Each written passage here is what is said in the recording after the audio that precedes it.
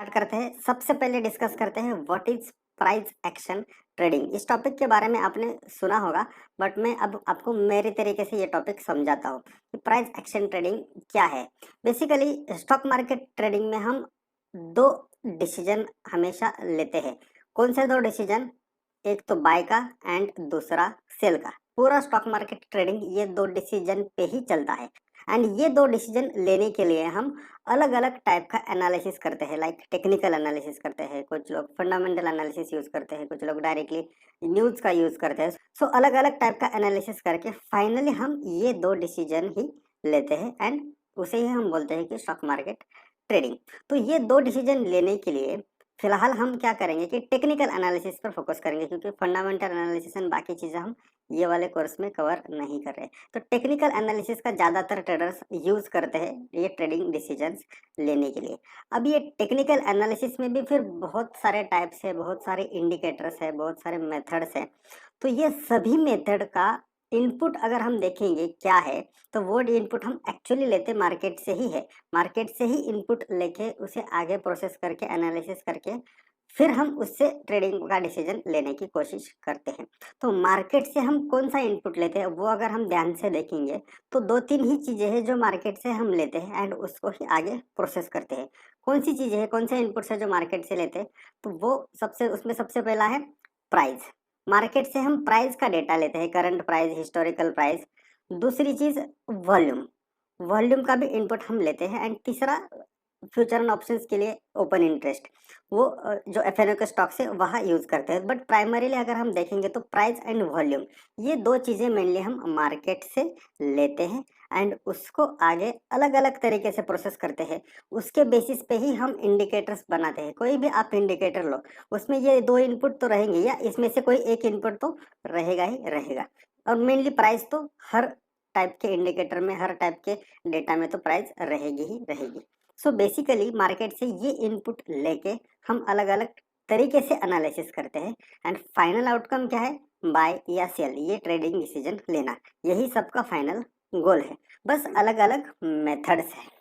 तो ये अलग अलग मेथड से क्या होता है कि लोगों का जब तरीका बदलता है एनालिसिस का या मेथड बदलता है, तो ऑब्वियसली उसका इम्पैक्ट ये ट्रेडिंग डिसीजन पे होता है। सो इसलिए मुझे ऐसा लगता है कि हम एक्चुअल डेटा से जितना दूर जाएंगे उतना हमारी विनिंग प्रोबेबिलिटी या हमारा डिसीजन करेक्ट होने की प्रोबेबिलिटी कम होगी, या उसका कोरिलेशन उतना स्ट्रांग रहेगा नहीं। और जितना हम रियल डेटा को यूज करेंगे उतना हमारा डिसीजन सही होने की प्रोबेबिलिटी बढ़ेगी। बहुत सारे इंडिकेटर्स में यही होता है, बहुत सारा प्रोसेस होता है डेटा। लाइक अगर हम एग्जांपल देखा जाए तो हम दूध का दही बनाते हैं, दही का ताक, उसका लोनी एंड देन घी बनाते हैं। और घी से अगर हम प्रिडिक्ट करने की कोशिश करेंगे कि कल के दूध का टेस्ट कैसा होगा, तो ऑब्वियसली वो प्रिडिक्ट करना टफ होगा। सिमिलरली मार्केट में भी हम अगर जितना डेटा को प्रोसेस करेंगे, जितना फिल्टर करेंगे, उतना उससे हम एक्चुअल मार्केट से दूर जा रहे हैं। सो इसलिए ये बीच का नॉइज जितना कम हो उतना हमारे लिए अच्छा है। सो अब हम जानते हैं कि प्राइस एक्शन ट्रेडिंग एक्चुअल में करता क्या है। प्राइस एक्शन ट्रेडिंग क्या करता है कि डायरेक्टली प्राइस की मूवमेंट का यूज करता है ट्रेडिंग डिसीजन लेने के लिए। मतलब हम यहाँ डायरेक्ट प्राइस यूज करें तो बीच का जो नॉइज है वो ऑटोमेटिकली कम हो जाएगा। यहाँ हम इंडिकेटर्स का कम से कम यूज करते हैं एंड ज्यादा इंपॉर्टेंस हम देते हैं current and recent price movement को। अब ये करंट एंड रिसेंट आपको लगेगा कि इसमें क्या फर्क है। करंट मतलब जो अभी मार्केट का प्राइस चल रहा है, लाइक इंट्राडे का प्राइस का मूवमेंट, पिछले एक घंटे का, 2 घंटे का प्राइस का मूवमेंट। एंड रिसेंट मतलब पिछले कुछ समय का, कुछ दिनों का, कुछ आवर्स का डेटा। तो ये दोनों का कॉम्बिनेशन हम प्राइस एक्शन ट्रेडिंग में करते हैं एंड उसके बेसिस पे हम ट्रेडिंग डिसीजन लेते हैं। जो दूसरा पॉइंट है जिसको हम इंपॉर्टेंस देते हैं, ओवरऑल ट्रेंड ऑफ मार्केट और स्टॉक, उसको भी हम इंपॉर्टेंस देते हैं। तो वो भी हमें हेल्प करता है कि सही ट्रेडिंग डिसीजन लेने के लिए। एंड तीसरा इंपॉर्टेंट फैक्टर प्राइस स्ट्रक्चर, ये टॉपिक हम पार्ट 2 में डिस्कस करने वाले हैं। प्राइस स्ट्रक्चर बहुत बड़ा रोल प्ले करता है सही ट्रेडिंग डिसीजन लेने के लिए। तो मेरे हिसाब से प्राइस एक्शन ट्रेडिंग मतलब ये है, प्राइस का हम डायरेक्टली यूज करते हैं ट्रेडिंग डिसीजन लेने के लिए और बीच का जो नॉइज है उसे हम प्राइस एक्शन ट्रेडिंग में हटाते हैं। इसलिए प्राइस एक्शन ट्रेडिंग यूज करके अगर हम ट्रेडिंग करेंगे तो हम सक्सेसफुल होने की प्रोबेबिलिटी ज़्यादा बढ़ जाती है। ऐसा मेरा पर्सनल एक्सपीरियंस है। तो अभी हमने देखा कि प्राइस एक्शन ट्रेडिंग क्या है। अब इसके बाद नेक्स्ट टॉपिक है अंडरस्टैंडिंग मार्केट स्ट्रक्चर, मतलब मार्केट का स्ट्रक्चर अभी हम समझ के लेते हैं, स्टॉक मार्केट का स्ट्रक्चर कैसा है। अब ये समझने से पहले मैं आपको एक सवाल पूछना चाहता हूँ कि why stock prices move up और डाउन, मतलब स्टॉक के जो प्राइजेस है वो ऊपर या नीचे क्यों मूव हो जाते हैं, उसका मुझे सिर्फ एक रीज़न बताओ। तो अगर हम सोचेंगे तो हमें क्या क्या हमारे सामने क्या क्या रीजंस आएंगे कि कोई न्यूज़ की वजह से स्टॉक की प्राइस ऊपर या नीचे चली जाती है, या फिर कुछ गवर्नमेंट के पॉलिसीज़ की वजह से होता है, कई गवर्नमेंट कुछ अनाउंस करता है तो फिर स्टॉक की प्राइस ऊपर या नीचे चली जाती है, कुछ ग्लोबल न्यूज़ आती है, यूएस मार्केट से कुछ न्यूज़ आती है, या और कुछ सेक्टरल चेंजेस हो जाते हैं। तो ऐसे अलग अलग रीज़न हमारे सामने फिर आएंगे जिसकी वजह से स्टॉक के प्राइजेस में फ़र्क पड़ता है या प्राइस ऊपर या नीचे मूव हो जाती है। बट अगर हम सिर्फ एक रीज़न ढूंढने की कोशिश करेंगे या ये सबका कोरिलेशन सिर्फ एक रीज़न के साथ जोड़ने की कोशिश करेंगे, तो ध्यान से सोचिए कि कौन सा ऐसा एक रीज़न है जिसकी वजह से स्टॉक के प्राइजेस मूव हो जाते हैं। वो रीज़न है अर्निंग्स। अब आप बोलेंगे कि अर्निंग्स कैसे, समझाता हूँ। कोई भी स्टॉक ईयर ऑन ईयर ऊपर जाता है, लाइक रिलायंस का एक एग्जांपल लेते हैं कि ईयर ऑन ईयर रिलायंस बढ़ता रहता है, इन्फोसिस ईयर ऑन ईयर बढ़ता रहता है, या पिछले कुछ सालों में टाटा मोटर्स में बहुत बड़ा फॉल हुआ। तो अगर हम ध्यान से ऑब्जर्व करेंगे, जो कंपनी कंसिस्टेंटली अर्न करती है उस स्टॉक के प्राइस कंसिस्टेंटली ऊपर चले जाते हैं, और जो कंपनी के अर्निंग्स निगेटिव आते हैं या फ्लक्चुएट होते हैं या एक रेंज में ही है, वो स्टॉक की प्राइस बढ़ती नहीं, रादर थोड़ी थोड़ी घटती है। सो अर्निंग पे ही सब कुछ डिपेंड है। अगर अर्निंग ठीक ठाक है, अर्निंग बढ़ रहा है, तो ही स्टॉक के प्राइजेस ऊपर चले जाएंगे, और अर्निंग नहीं है अच्छा, अर्निंग खराब है, तो स्टॉक के प्राइजेस नीचे नीचे ही चले जाएंगे। यही एक रीज़न है जिसकी वजह से स्टॉक के प्राइस ऊपर नीचे चले जाते हैं। तो आप बोलेंगे कि अलग अलग न्यूज़ की वजह से भी स्टॉक के प्राइजेस में मूवमेंट आता है। अगर हम ध्यान से देखेंगे तो फाइनली होता क्या है, कोई भी न्यूज़ आता है कोई भी स्टॉक के रिलेटेड, तो फाइनली उस न्यूज़ का इम्पैक्ट अगर अर्निंग पे होने वाला है, ऐसी कुछ विजिबिलिटी होती है, तो ही स्टॉक के प्राइस में मूवमेंट आता है, या वो सिर्फ फिर टेम्परेरी रिएक्शन हो जाता है और स्टॉक के प्राइजेस फिर रिकवर हो जाते हैं। अगर क्लियर विजिबिलिटी है कोई भी न्यूज़ की, कोई भी खराब न्यूज़ है या अच्छी न्यूज़ है, उस न्यूज़ की वजह से अगर आने वाले समय में उस स्टॉक के अर्निंग पे कुछ इम्पैक्ट होने वाला है, आइदर पॉजिटिव या नेगेटिव, तो ही फिर उस स्टॉक के प्राइस में मूवमेंट आएगा या मूवमेंट होगा, तो वो मूवमेंट सस्टेन होगा। कभी कभी रिएक्शन में मूवमेंट हो जाता है, बट अगर उस न्यूज़ में दम नहीं है या अर्निंग पे अगर इम्पैक्ट उतना नहीं होने वाला है, तो फिर उसमें शार्प रिकवरी आती है। लाइक ब्रेग्जिट का भी एक एग्जाम्पल था कि उस समय मार्केट गैप डाउन ओपन हुआ था बट शार्पली रिकवर हुआ था। तो ऐसे बहुत सारे न्यूज़ आते हैं जहाँ रिएक्शन तो आता है, बट उस न्यूज़ की वजह से अगर अर्निंग इम्पैक्ट नहीं होने वाला है या बहुत माइनर इम्पैक्ट होने वाला है, तो फिर रिकवरी आती है। तो इससे हमें मैसेज क्या लेना है कि कोई भी न्यूज़ जब हमारे सामने आती है, तो हमें ध्यान से सोचना है कि क्या उस न्यूज़ की वजह से सच में उस स्टॉक के अर्निंग इम्पैक्ट होने वाले हैं, आइदर पॉजिटिवली या नेगेटिवली। अगर कुछ ऐसी विजिबिलिटी लगती है तो डेफिनेटली फिर उस दिशा में स्टॉक की मूवमेंट होगी, मतलब खराब न्यूज़ होगी तो स्टॉक गिरेगा, गिर के नीचे सस्टेन होगा। अगर न्यूज़ अच्छी हो तो स्टॉक बढ़ेगा और बढ़ के ऊपर सस्टेन भी होगा। For example Reliance, last year Reliance में बहुत सारा इन्वेस्टमेंट आया, बहुत सारी बड़ी बड़ी कंपनीज ने रिलायंस में इन्वेस्ट किया, तो वो तो डायरेक्ट विजिबिलिटी थी, लाखों करोड़ों रुपए रिलायंस में आ रहे हैं, मतलब क्या, वो पैसा आगे इन्वेस्ट होगा, रिलायंस का बिजनेस बढ़ेगा और रिलायंस का ओवरऑल अर्निंग बढ़ेगा। इसलिए रिलायंस के शेयर प्राइजेस लास्ट 1 ईयर में बहुत अच्छे, मतलब डबल हो गए ऑलमोस्ट, और डबल होके ऊपर सस्टेन भी हो रहे हैं। ऐसा नहीं कि सिर्फ ऊपर बढ़ गए और नीचे आ रहे, उस रेंज में सस्टेन भी हो रहे, क्योंकि जो न्यूज़ आई थी उसकी क्लियर विजिबिलिटी थी कि रिलायंस की अर्निंग पॉजिटिवली इम्पैक्ट होने वाले हैं।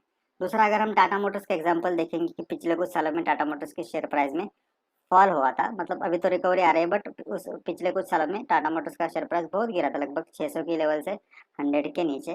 आया था। तो उस समय की अगर हम न्यूज़ देखेंगे तो उनका नेगेटिव उनके उनके रिजल्ट्स तो नेगेटिव आ ही रहे थे, बट ओवरऑल जो न्यूज़ भी आ रहे थे उसका भी इम्पैक्ट शेयर में क्लियरली नेगेटिवली विजिबल हो रहा था। तो कोई भी न्यूज़ का कोरिलेशन हमें लगाना है अर्निंग के साथ। अगर उसमें कुछ पॉसिबिलिटी लग रही है कि उन स्टॉक के अर्निंग्स नेगेटिवली या पॉजिटिवली इम्पैक्ट हो गए, तो ही उसमें मूवमेंट सस्टेन होगा, अदरवाइज मूवमेंट सस्टेन नहीं होगा, सिर्फ रिएक्शन आएगा और प्राइजेस में रिकवरी हो जाएगी। तो ये इम्पोर्टेंट लर्निंग हमें ध्यान में रखना है stock market structure related.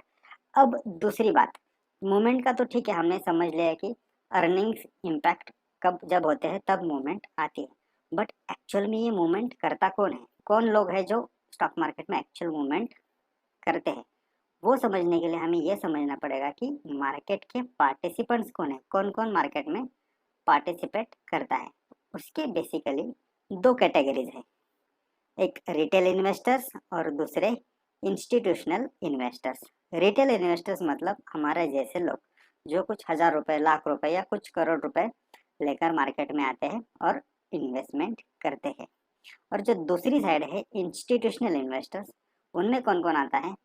Financial institutes रहती है अलग अलग, या इन्वेस्टर्स के ग्रुप्स रहते हैं, हेज फंड्स, म्यूचुअल फंड्स, मतलब ऐसी पार्टीज जिनके पास बेसिकली बल्क में पैसा है, बड़ी क्वांटिटी में पैसा है, बड़ी अमाउंट में पैसा है, वो लोगों को बोलते हैं हम इंस्टीट्यूशनल इन्वेस्टर्स। फिर उसमें फॉरेन के जो लोग हैं उसे FII बोलते हैं, जो डोमेस्टिक है उन्हें DII बोलते हैं। तो ये मेन जो फर्क है रिटेलर्स एंड इंस्टीट्यूशनल इन्वेस्टर्स में, वो ये है कि उनके पास बल्क पैसा है, बड़ा पैसा है। रिटेलर्स का कैसा है कि रिटेलर्स का ओवरऑल कंट्रीब्यूशन तो मार्केट में कंसिडरेबल है, बट रिटेलर्स का पैसा डिस्ट्रीब्यूटेड है, मतलब बहुत सारे रिटेलर्स है और हर एक के पास छोटा छोटा छोटा छोटा पैसा है। तो रिटेलर्स के जो एक्शंस है उसका इम्पैक्ट मार्केट में दिखता नहीं, या उसका बड़ा इम्पैक्ट मार्केट में आता नहीं। बहुत रेयरली जब एक ही दिशा में सब रिटेलर्स एक्शन लेते हैं या कई पॉजिटिव न्यूज़ है सब लोग बाय करते हैं, तो ही वो रिफ्लेक्शन कभी कभी दिखता है, बट नॉर्मली रिटेलर्स के एक्शंस का इम्पैक्ट मार्केट में दिखता नहीं। But on other side institutional लोगों के एक्शन का इम्पैक्ट मार्केट में दिखता है, मतलब वो लोग जब बाय करते हैं तो शेयर की प्राइस बढ़ जाती है, वो लोग सेल करते हैं तो शेयर की प्राइस गिर जाती है। तो उनके एक्शन का इम्पैक्ट मार्केट में दिखता है। तो क्यों ना फिर हम उनके एक्शंस को ऑब्जर्व करें, उनके फुटप्रिंट्स को फॉलो करें, उनके फुटप्रिंट्स को स्टडी करें, क्योंकि फाइनली प्रॉफिट तो बनने वाला है मूवमेंट के बाद। हमें तो मूवमेंट चाहिए, और वो मूवमेंट कहाँ से आ रही है वो अगर हम ट्रैक करें, ऑब्जर्व करें, उसे स्टडी करके फिर उसे हमारे ट्रेडिंग डिसीजन लेने के लिए यूज करें, तो डेफिनेटली हमें फायदा होगा। तो हम उनके फुटप्रिंट को फॉलो करें। अभी फुटप्रिंट को फॉलो करना है मतलब एग्जैक्टली क्या फॉलो करना है, वो अगर हम सोचेंगे तो उसका आंसर है उनकी पोजीशन बिल्डिंग को फॉलो करना है। मतलब वो लोग पोजीशन कैसे बना रहे हैं ये हमें ऑब्जर्व करना है। ये हमें कहाँ समझेगा, ये हमें चार्ट पे दिख सकता है, या हम उनके एक्शन का कोरिलेशन चार्ट पे लगा सकते हैं, और उसके बेसिस पे फिर कुछ प्रिडिक्शन हम बना सकते हैं। सो चार्ट पे हमें उनकी पोजीशन बिल्डिंग को ऑब्जर्व करना है, और उस पोजीशन बिल्डिंग को ही बोलते हैं हम स्टॉक मार्केट के स्टेजेस, जो अगला टॉपिक है। तो आगे हम अभी डिस्कस करेंगे कि स्टॉक मार्केट के स्टेजेस कौन से हैं।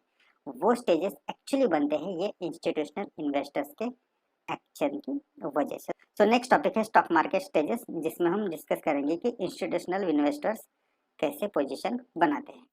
सो जानते हैं कि स्टॉक मार्केट के स्टेजेस कौन से हैं। जैसे कि हमने जस्ट अभी देखा कि स्टॉक मार्केट के स्टेजेस बनते क्यों है, because of institutional investors position building, मतलब उनकी पोजीशन बिल्डिंग की वजह से स्टॉक मार्केट के स्टेजेस बनते हैं। बट उनका पोजीशन बिल्डिंग का पर्पज एंड एक्शन जो रिटेलर्स का है वही उनका है। मतलब क्या कि पोजीशन बिल्डिंग में वो लोग भी दो ही एक्शन लेते हैं, एक बाय दूसरा सेल, और उनका भी इंटेंशन एक ही है, क्या? प्रॉफिट कमाना। मतलब क्या, रिटेलर्स का एंड इंस्टीट्यूशनल इन्वेस्टर्स का इंटेंशन सेम है, दोनों को प्रॉफिट कमाना है, दोनों के एक्शंस भी सेम है, बाय एंड सेल। ये दो एक्शन के बीच में ही प्रॉफिट या लॉस बनने वाला है। मतलब इंटेंशन तो प्रॉफिट का है, तो हम प्रॉफिट की बात करेंगे, तो ये दो एक्शन के बीच में ही प्रॉफिट बनने वाला है। तो ये जो दो एक्शंस है इंस्टीट्यूशनल इन्वेस्टर्स के, ये दो एक्शंस को हमें चार्ट पर देखना है कि उन्होंने कब बाय किया एंड कब सेल किया। ऑब्वियसली जब वो लोग बाय करेंगे तो सेल करने के लिए मार्केट को ऊपर लेके जाएंगे, तो ही उनको प्रॉफिट होने वाला है। उन्होंने अगर 100 रुपीज़ पे बाय किया है तो वो 103 104 पे नहीं बेचेंगे।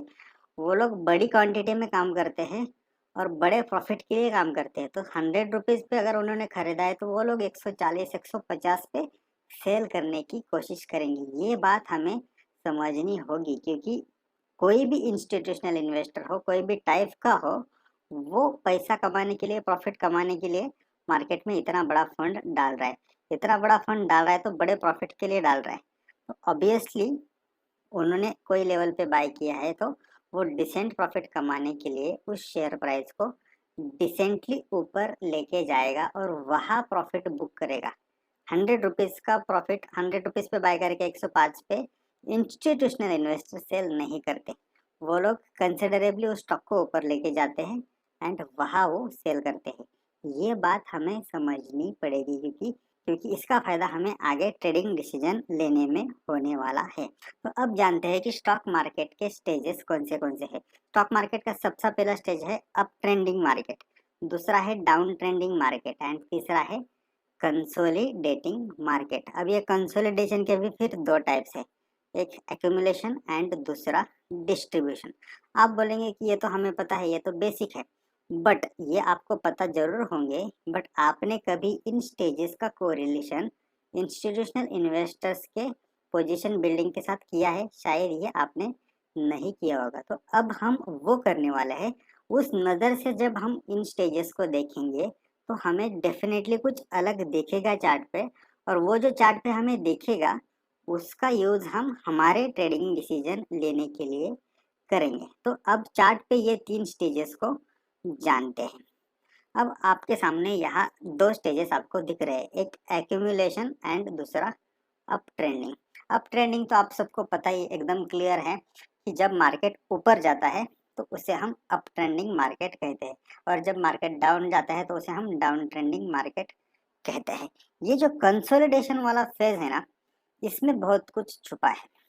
कंसोलिडेशन मतलब क्या? कंसोलिडेशन मतलब क्या है कि मार्केट एक छोटी सी रेंज में ट्रेड करता है लंबे समय के लिए। तो लंबे समय के लिए मार्केट एक छोटी सी रेंज में क्यों ट्रेड करता है? अगर ये लोग इंस्टीट्यूशनल इन्वेस्टर्स बड़े फंड के साथ ट्रेड करते हैं, बड़ा फंड डालते हैं, उनके एक्शन चार्ट पे क्लियरली विजिबल होते हैं, मार्केट में मूवमेंट आता है, तो फिर इतना छोटा मूवमेंट वो लोग मार्केट में क्यों होने देते हैं? तो इसमें समझने वाली बात ये है कि वो लोग बड़ा फंड डालते हैं। एक साथ अगर वो बाय करने लगे, बड़ा फंड एकदम डालने लगे मार्केट में, तो 100 रुपीज़ का स्टॉक 150 तो बहुत क्विकली चला जाएगा। मतलब उनका बाइंग एक्शन खत्म होने से पहले ही स्टॉक 100 से 150 तक मूव हो जाएगा, और वहां से उनको प्रॉफिट कमाना है तो स्टॉक को फिर और ऊपर लेके जाना पड़ेगा 200-250 रुपए तक, और वहां फिर उनको प्रॉफिट बुक करना पड़ेगा। सो इसलिए वो लोगों को जब भी कोई स्टॉक बाय करना होता है तो वो डेफिनेटली सोचेंगे कि अच्छी वैल्यूएशन पे करें। मतलब क्या, कम से कम प्राइस पर अगर उन्हें बाइंग करने का मौका मिले तो डेफिनेटली उनका इन्वेस्टेड वैल्यू कम होगा, मतलब अच्छी वैल्यूएशन पे उनका इन्वेस्टमेंट होगा।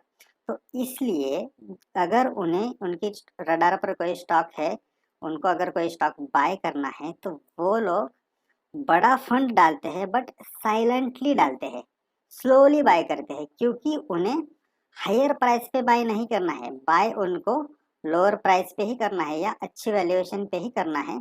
तो वो जब भी हमें कोई स्टॉक ऐसा कंसोलिडेशन फेज में दिखता है, इसका मतलब क्या कि यहाँ इंस्टीट्यूशनल इन्वेस्टर्स अपनी पोजीशन बना रहे हैं। अब पोजीशन बनाने के भी दो टाइप्स है, एक एक्यूमुलेशन एंड दूसरा डिस्ट्रीब्यूशन। एक्यूमुलेशन मतलब नाम में ही छुपा है कि एक्यूमुलेट करना मतलब बाय करना, एंड डिस्ट्रीब्यूशन मतलब डिस्ट्रीब्यूट करना, मतलब सेल करना। तो अब एक्शन तो ऐसे ही होगा कि पहले वो लोग स्टॉक को एक्यूमुलेट करेंगे, मतलब बाय करेंगे, फिर अप ट्रेंडिंग मूवमेंट आएगा मतलब स्टॉक को ऊपर लेके जाएंगे, एंड फिर वहाँ वो लोग स्टॉक को सेल करेंगे, मतलब क्या करेंगे, डिस्ट्रीब्यूट करेंगे, एंड देन उसके बाद फिर वो स्टॉक डाउन ट्रेंडिंग में चला जाएगा। तो ओवरऑल जो मार्केट का थीम या स्ट्रक्चर है तो इस टाइप का ही रहेगा, accumulation, up trending, distribution and then down trending.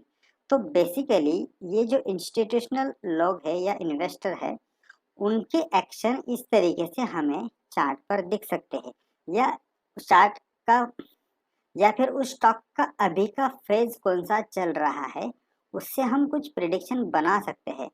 और ये अब एक्यूमुलेशन या डिस्ट्रीब्यूशन जब करंट फेज रहता है तो हमें इमिडिएटली ये नहीं समझता कि यहाँ वो लोग एक्चुअली एक्यूमुलेट कर रहे हैं या डिस्ट्रीब्यूट कर रहे हैं। मतलब अगर इस कंसोलिडेशन के बाद स्टॉक प्राइस ऊपर चला जाता है तब हमें समझता है कि ये एक्यूमुलेशन फेज था, मतलब यहाँ उन लोगों ने अपनी पोजीशन बाइंग की बनाई है और अब उन्हें प्रॉफिट कमाना है तो डेफिनेटली स्टॉक को ऊपर लेके जाना पड़ेगा और फिर ऊपर वो लोग स्टॉक को सेल करने की कोशिश करेंगे। तो मतलब इस कंसोलिडेशन के बाहर जब प्राइस निकलता है तब हमें समझता है कि वो फेज एक्यूमुलेशन था या डिस्ट्रीब्यूशन था। सिमिलरली यहाँ भी आप देख सकते हैं कि जब ये फेज चालू है कि तो यहाँ ये नहीं समझता कि ये फर्दर एक्यूमुलेशन है या डिस्ट्रीब्यूशन है। जब यहाँ से इस रेंज से प्राइस नीचे आती है तब हमें समझता है कि ये तो डिस्ट्रीब्यूशन फेज था, यहाँ उन्होंने अपनी क्वांटिटी सेल कर दी, स्टॉक को सेल कर दिया और अब स्टॉक को अभी नीचे गिराना चालू कर दिया। तो बेसिकली स्टॉक के 3 स्टेजेस रहते हैं, up trending market, down trending market and दूसरा कंसोलिडेशन। फिर कंसोलिडेशन में एक्यूमुलेशन एंड डिस्ट्रीब्यूशन। इसे पहचानना एक स्किल है जिसका स्ट्रेट फॉरवर्ड कुछ रूल नहीं है, बट हम चार्ट का ओवरऑल शेप देख के या पोजीशन बिल्टअप देख के एक अंदाजा लगा सकते हैं कि ये क्या ये एक्यूमुलेशन फेज है या डिस्ट्रीब्यूशन फेज है, मतलब प्राइस का झुकाव किस तरफ है, उससे हम कुछ प्रेडिक्शन जरूर बना सकते हैं। या फिर और कुछ इसमें ट्रिक्स है, लाइक कैंडलस्टिक्स को ऑब्जर्व करके हम उससे कुछ प्रेडिक्शन कर सकते हैं। आगे हम वो सब कुछ डिटेल में डिस्कस करने वाला है। यहाँ जस्ट एक फेजेस समझते हैं कि एक्यूमुलेशन फेज का मतलब क्या और डिस्ट्रीब्यूशन फेज का मतलब क्या। तो स्टॉक मार्केट के 3 स्टेजेस है, up trending, down trending and consolidation. Consolidation में 2 टाइप्स है, एक्यूमुलेशन एंड डिस्ट्रीब्यूशन। इसको कैसे समझना है आगे हम डिस्कस करने वाले हैं। एक्यूमुलेशन एंड डिस्ट्रीब्यूशन को कैसे बाइफरकेट करना है वो हम आगे डिस्कस करने वाले हैं। बट सबसे पहला जो स्टेप है मार्केट में वो है करंट मार्केट की स्टेज को समझना, क्योंकि हम जो ट्रेडिंग डिसीजन लेने वाले हैं उसमें ऐसे अलग अलग फैक्टर्स को हम कंसिडर करने वाले हैं। उसमें सबसे पहला फैक्टर है स्टेजेस ऑफ मार्केट, मतलब मार्केट की अभी की स्टेज क्या है। वो जब हम समझेंगे तो डेफिनेटली हमारे ट्रेडिंग डिसीजन लेने में उसका बहुत बड़ा फायदा होगा, क्योंकि मार्केट के स्टेज के अकॉर्डिंग हम हमारे ट्रेडिंग एक्शन लेंगे तो कम से कम समय में हमें ज़्यादा प्रॉफिट होने की प्रोबेबिलिटी बढ़ जाएगी। सो ये थे स्टॉक मार्केट के 3 स्टेजेस।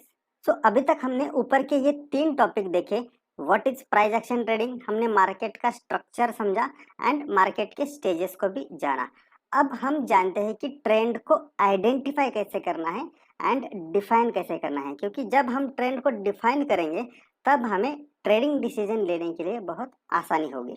मान लो कि मेरे सामने 3 लोग हैं, एक है इन्वेस्टर, एक है स्विंग ट्रेडर एंड एक है इंट्राडे ट्रेडर। और तीनों को मैंने एक सवाल पूछा कि निफ्टी का करंट ट्रेंड क्या है, तो क्या तीनों का आंसर सेम आएगा?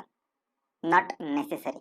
इन्वेस्टर कह सकता है कि नहीं निफ्टी का ट्रेंड है बुलिश, स्विंग ट्रेडर कह सकते हैं कि नो इट इज साइडवेज, और इंट्राडे ट्रेडर कह सकते हैं कि no it is down trending. क्या ये तीनों आंसर आ सकते हैं? यस आ सकते हैं, क्योंकि तीनों का टाइम फ्रेम अलग अलग हो सकता है। इन्वेस्टर में भी वीकली टाइम फ्रेम देखता होगा, स्विंग ट्रेडर में भी डेली टाइम फ्रेम देखता होगा, इंट्राडे ट्रेडर में भी 5 मिनट और 15 मिनट टाइम फ्रेम देखता होगा। तो इससे कंक्लूजन क्या आता है कि trend vary as per time frame.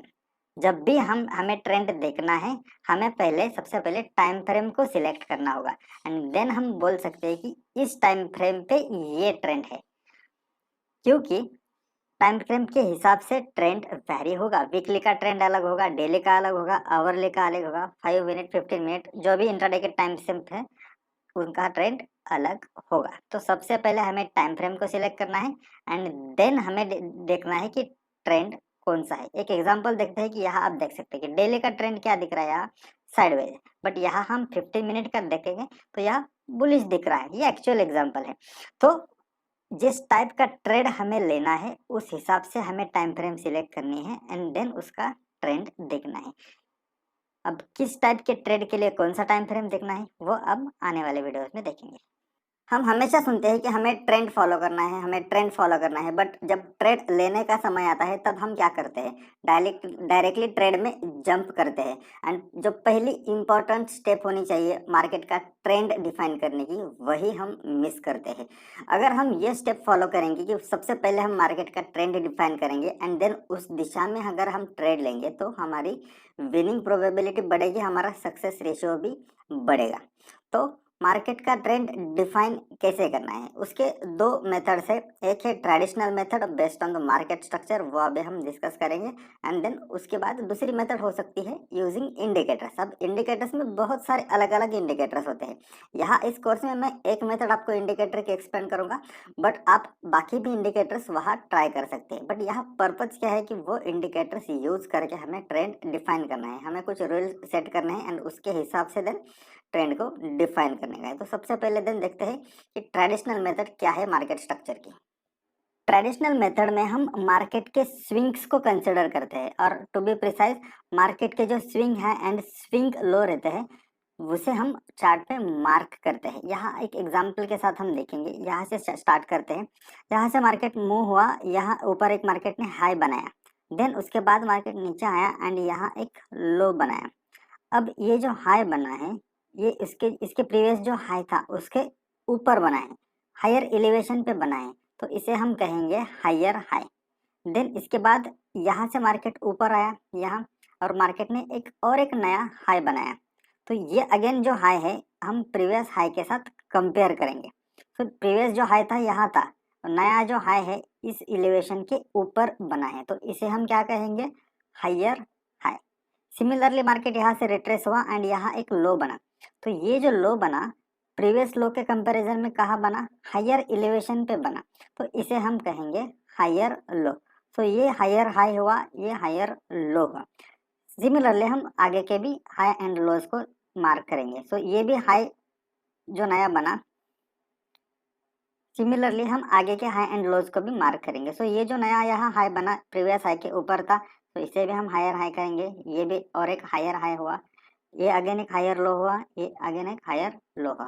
तो जब भी मार्केट में इस टाइप का स्ट्रक्चर बनता है जहाँ market higher high and higher low बनाता है, तब हम कह सकते हैं कि मार्केट बुलिश ट्रेंड में है। बट इस टाइप का प्राइस स्ट्रक्चर बनने के लिए कितने हाई एंड लो बनने चाहिए, तो मेरे हिसाब से एटलीस्ट दो तो बनने चाहिए। सो जब दो हायर हाई एंड दो हायर लो बनते हैं तब जाके एक क्लियर विजिबिलिटी आती है कि ट्रेंड अब पॉजिटिव हो चुका है। तो इसके बाद फिर जितने हायर एंड हायर लोज बनेंगे उतना ट्रेंड क्लियर एंड स्ट्रांग होते जाएगा। तो इस मेथड में ड्रॉबैक यही है कि थोड़ा सा सिग्नल लेट मिलता है, मतलब यहाँ दो हाई एंड दो लो। इस मेथड में ड्रॉबैक एक ही है कि बस यहाँ सिग्नल थोड़ा सा लेट मिलता है। यहाँ आप देख सकते हैं कि दो हाई एंड दो लो बनने के बाद हमें क्लैरिटी आती है कि ट्रेंड अब बुलिश हो चुका है। बट भले ही सिग्नल लेट आए, सिग्नल बहुत ही स्ट्रांग मिलता है क्योंकि इस टाइप का प्राइस स्ट्रक्चर अच्छे से वर्क होता है और ये रिलायबल भी रहता है। सो ट्रेडिंग की एक्यूरेसी भी इस टाइप के प्राइस स्ट्रक्चर में बढ़ती है। तो कंक्लूजन ऐसा निकालेंगे, जब भी market higher high and higher low बनाता है तब हम उसे बुलिश ट्रेंड कहेंगे। अब और एक एग्जांपल देखते हैं बेयरिश ट्रेंड का। तो यहाँ देखते हैं कि यहाँ से स्टार्ट करते हैं। यहाँ एक मार्केट ने हाई बनाया था, जिसके बाद मार्केट नीचे आया और यहाँ एक लो बना। सो ये जो लो बना प्रीवियस लो के कंपैरिजन में कहाँ बना, लोअर एलिवेशन पे बना, तो इसे हम कहेंगे लोअर लो। फिर मार्केट ने बाउंस किया एंड एक नया स्विंग हाई बना के रिट्रेस हुआ। सो ये जो नया स्विंग हाई यहाँ बना है ये कहाँ बना, जो प्रीवियस हाई था उसके नीचे लोअर साइड में बना, तो इसे हम नाम देंगे लोअर हाई। सिमिलरली फिर आगे के जो हाई एंड लोज मार्केट ने बनाए वो लोअर साइड में ही बनाए हैं, मतलब जो भी लो बनाया वो लोअर साइड में बनाया और जो भी हाई बनाया प्रीवियस हाई के कंपैरिजन में लोअर साइड में बनाया, तो हम इसे कहेंगे lower high and lower low price structure. So जब भी इस टाइप का प्राइस स्ट्रक्चर बनता है उसे हम डाउन ट्रेंड कहते हैं। ये भी कंफर्म होने के लिए एटलीस्ट 2 हाई एंड 2 लो तो लगने चाहिए। सो यहाँ हम बोल सकते हैं कि लगभग यहाँ कि मार्केट अब थोड़ा सा बेरिश टर्न हुआ है, और उसके बाद आप देख सकते हैं कि ये एक्चुअल चार्ट है, तो उसके बाद मार्केट ने डाउन ट्रेंड कंटिन्यू किया। तो इस टाइप का प्राइस स्ट्रक्चर बनने में थोड़ा सा समय जाता है, बट जब भी बनता है ये पावरफुल रहता है। तो ये सबसे सिंपल बट पावरफुल मेथड है ट्रेंड को डिफाइन करने की। Up trend and down trend के बाद जो तीसरा ट्रेंड टाइप है वो है कंसोलिडेशन फेज, और इसे डिफाइन करना भी उतना ही जरूरी है, क्योंकि जो मार्केट का स्मार्ट मनी होता है, मतलब बड़े इन्वेस्टर्स की कैश मार्केट की पोजीशन होती है, वो कंसोलिडेशन फेज में ही बनती है, क्योंकि उन्हें बड़ी क्वांटिटी में बाई या सेल करना होता है, तो वो स्लोली बाय करते हैं। एक ही दिन में उनकी बाइंग की या सेलिंग की पोजीशन नहीं बन सकती, या फिर अगर वो ऐसा करेंगे तो मार्केट में क्रैश आ जाएगा। तो कंसोलिडेशन फेज में वो अपनी पोजीशन बनाते हैं, और इसलिए जो भी ब्रेकआउट कंसोलिडेशन के बाद होता है वो बहुत ही स्ट्रांग ब्रेकआउट रहता है। तो कंसोलिडेशन मतलब क्या? तो जब भी प्राइस एक सपोर्ट एंड रेजिस्टेंस के बीच में मूव होती है या कंसोलिडेट करती है, तो उसे हम कंसोलिडेशन फेज बोलेंगे। यहाँ आप देख सकते हैं कि ये जो ऊपर की लाइन है ये है रेजिस्टेंस लाइन, एंड ये नीचे एक सपोर्ट लाइन है। तो यहाँ मार्केट एक रेंज में मूव हो रहा है, मतलब जब भी यहाँ आता है यहाँ से सपोर्ट लेके बाउंस होता है, और जब भी यहाँ ऊपर जाता है यहाँ से रेजिस्टेंस लेके फिर नीचे आ रहा है। तो यहाँ एक आइडियल शेप में मार्केट मूव हो रहा है, बट हर बार कंसोलिडेशन का जो शेप है इस टाइप का नहीं रहता, वो अलग अलग टाइप का हो सकता है। तो फिर ये शेप के हिसाब से भी कंसोलिडेशन के टाइप बनते हैं, वो अब हम देखेंगे। कंसोलिडेशन शेप के हिसाब से जो टाइप्स बनते हैं वो 3 टाइप्स है: range contraction, range expansion and triangular range. तो इसमें सबसे पहले रेंज कॉन्ट्रैक्शन वाला देखते हैं। यहाँ आप देख सकते हैं कि मार्केट यहाँ से नीचे आने के बाद सपोर्ट लेके यहाँ आया, देन नीचे आया, तो एक ये रेंज मार्केट की बनी। यहाँ एक रेजिस्टेंस था, यहाँ एक सपोर्ट था, बट इसके बाद आप यहाँ आगे देख सकते हैं कि ये जो मार्केट की रेंज है वो छोटी हो गई, मतलब रेंज कॉन्ट्रैक्ट हो गई। यहाँ एक बड़ी रेंज थी, फिर मार्केट थोड़ा सा और डल हुआ एंड एक छोटी रेंज में फिर से मूव होने लगा, तो ये एक नई रेंज बनी। तो इसे हम बोलेंगे रेंज कॉन्ट्रैक्शन, मतलब एक रेंज में दूसरी रेंज बन गई। इसे डिफाइन करना इसलिए जरूरी है कि जब मार्केट इस नए रेंज के भी बाहर निकलता है तो भी एक ब्रेकआउट बनता है। तो एक बड़ी रेंज के बाद अगर छोटी रेंज बनती है तो उसे हम रेंज कॉन्ट्रैक्शन कहेंगे। देन उसके बाद नेक्स्ट टाइप है रेंज एक्सपांशन। ये एग्जैक्टली अपोजिट है प्रीवियस के। यहाँ आप देख सकते हैं कि यहाँ एक इनिशियली रेंज बनी थी, एक छोटी रेंज थी। यहाँ इसके बाद मार्केट ऊपर गया, बट ऊपर सस्टेन नहीं हुआ एंड मार्केट फिर से नीचे आया। तो ये जो नई रेंज बनी वो प्रीवियस रेंज से थोड़ी सी बड़ी बनी, बड़ी साइज की बनी। तो यहाँ अब मार्केट एक नई रेंज में कंसोलिडेट हो रहा है, तो इसे हम बोलेंगे रेंज एक्सपांशन। एक रेंज जो थी वो रेंज एक्सपांड हो गई, जो छोटी थी वो बड़ी हो गई, तो इसे हम बोलेंगे रेंज एक्सपांशन। क्योंकि अब जो ब्रेकआउट हमें देखना है वो रिसेंट रेंज के हिसाब से देखना है। जब इस रेंज के बाहर प्राइस जाएगी तो हम उसे ब्रेकआउट कहेंगे। एंड जो तीसरा टाइप है वो है ट्रायंगुलर रेंज। कंसोलिडेशन कई बार ट्रायंगुलर शेप में होता है। यहाँ एक आइडियल ट्रायंगुलर शेप मैंने ड्रॉ किया है, बट ये शेप अलग अलग टाइप का भी हो सकता है। बट फाइनली इसे हमें क्या कहना है, this is one type of consolidation. यहाँ प्राइस कंसोलिडेट हो रहे हैं। यहाँ आप देख सकते हैं कि नीचे की जो लाइन है वो हॉरिजॉन्टल है एंड ऊपर की लाइन इंक्लाइंड है, और ये शेप में मार्केट में कंसोलिडेशन हो रहा है। तो जब भी प्राइस इस रेंज के बाहर निकलते हैं तो हमें ब्रेकआउट देखने मिल सकता है। ये शेप अलग अलग टाइप का हो सकता है, दोनों लाइन इंक्लाइंड हो सकती है या अलग अलग पोजीशन में भी हो सकती है।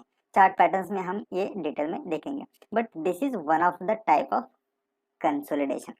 तो कंसोलिडेशन अलग अलग शेप में हो सकता है, तो इसे डिफाइन करना जरूरी है, क्योंकि अगर हम कंसोलिडेशन को अच्छे से डिफाइन कर पाए तो हम अच्छे से ब्रेकआउट को कैच कर सकते हैं। ट्रेडिशनल मेथड के अलावा हम इंडिकेटर्स का भी यूज कर सकते हैं ट्रेंड को डिफाइन करने के लिए। तो यहाँ मैंने एक मूविंग एवरेज का एग्जांपल डिस्कस किया है, बट इसके अलावा आप बाकी इंडिकेटर्स को भी ट्राई कर सकते हैं ट्रेंड को डिफाइन करने के लिए। तो यहाँ मैंने मूविंग एवरेज मेथड में ट्रेंड को 3 कैटेगरीज में डिवाइड किया है, short term trend, medium term trend and long term का ट्रेंड।